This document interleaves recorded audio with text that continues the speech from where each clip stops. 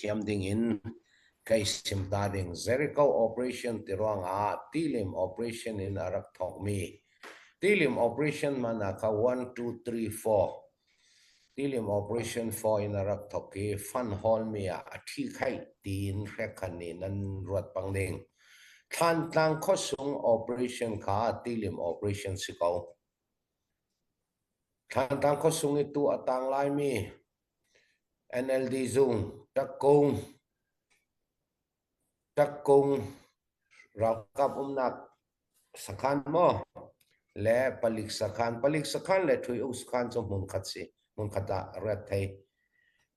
Khami Pol Kha Tilim Operation Thiam Si Chun Ha Khai Ni Lami Antore Rao Mi CDF Ha Kha Le CNA Ni Operation Antore Rao Mi Ki Rung Operation Sikau Tui operation Jericho hi than tang le har kha kar laki thu si manchat kan to mi hi operation ming si khami pathum kha mun khat si abo mo the mi si than tang le ha kha kar laka tu atang lai mi chu auto kong long si auto tang long si auto tang hi fote te si nan auto tang pakhan longa an non lo ya tele sitari sin atlan mi azam mi kha auto tang lama an sok tika khami kyang kapa mun yang zamo an khwaro ding ya tele asuk mi kha to fang chu an veding akalama an suk thailo chun an rak zom ding mi khami auto tang longa tang thang Hakale than tang karlaka chu chun ti mi li lon tla an thiat zo ti dai afate nan dunang nakin akai thei ding nan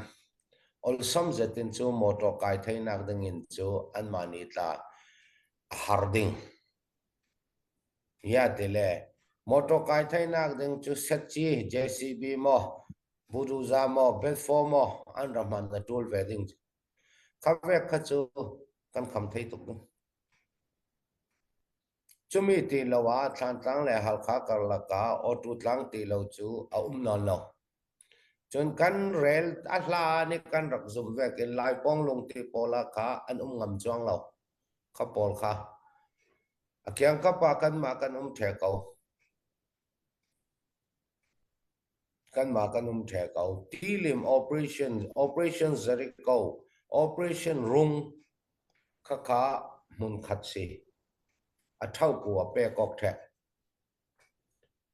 the operation Jericho ni than tangi sin azami ha khai an vakom thelo nak ding le than tangi chiami ke thong nak ding an khoi swak dai ding mi kha operation Jericho ni akham the than tangi kalan chong mo aphiat ha kha rung operation ni ha kha kyang kap ta an rak kapi an rak lak mi ni kha than tanga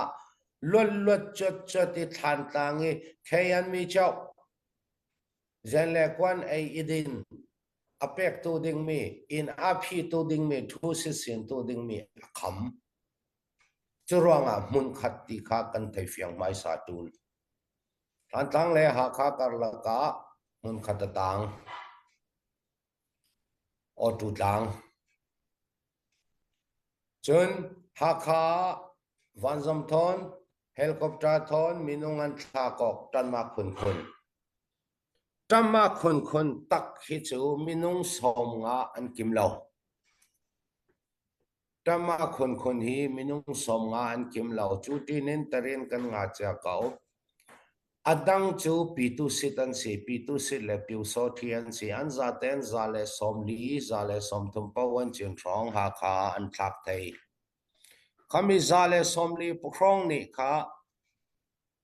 yang an to thei ding mi ti kha tha te in kan ruat ti kan kham thei atul chun ti mi ti sin ha khai atan lu thei ding mi pol kha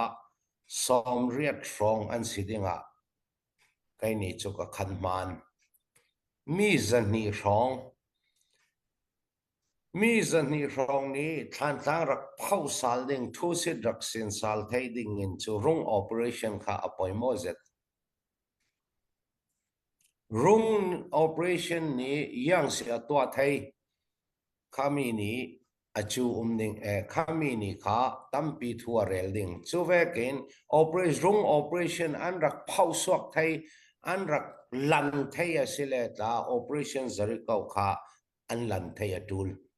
chu lawa chu than tlang a yang te mana minung zani rong ni chu anti thai dinga kazum lo anti tamle anti tam ding chu vekin rung operation sanga kha tilim operation ni than tlang e tui kan theng chok bet mi kol ral rang pol kha suak thai lo ding kha poimo an suak thai pang e khotte a du to ken khotte a an lut ding e khotte pol kha an khang mai sa an do an siang lo nak ding le khami pol kha ha kha an theng lo nak ding kha tilim operation ni thai tok aswa tul khami ding a chu CDF pol hi kan ma peng le tlang ti long silowin mun khat ro ria one common ro ria kan fe thei tul chu vekin yang le pau mi tu pu thong ni na real vekin hi do than nak thon pat te tin live athami poisa a hol mi group sari rongan umati angai ngaya zele kon mun khata kan mang thau thau zau siao ni kan thei the ko kha CDF pau pau ni atul ngai ngai te ka CNA zen le kwan CNA mai thal thau thau se kan mang churuanga tu operation ranga te tal chu peng le tang khang long a zen le kwan hol lowin hi operation pathum tung pan sang operation hemi ranga mun khata sum le pai poisa zen le kwan mun khata kan sung khom payu zele kon poi mo ngai te ka CNN na kan dil CNN yang rong a zele kon in kon lo chuti khati kan ti poisa hol tik le mun khata lut khom thei lo ding in male phu chao in male group chao in poisa kan hol la phone rung operation ata CNF CNN thau thau in zele kon tilim operation ata atam son cho asit thau thau ko lo mo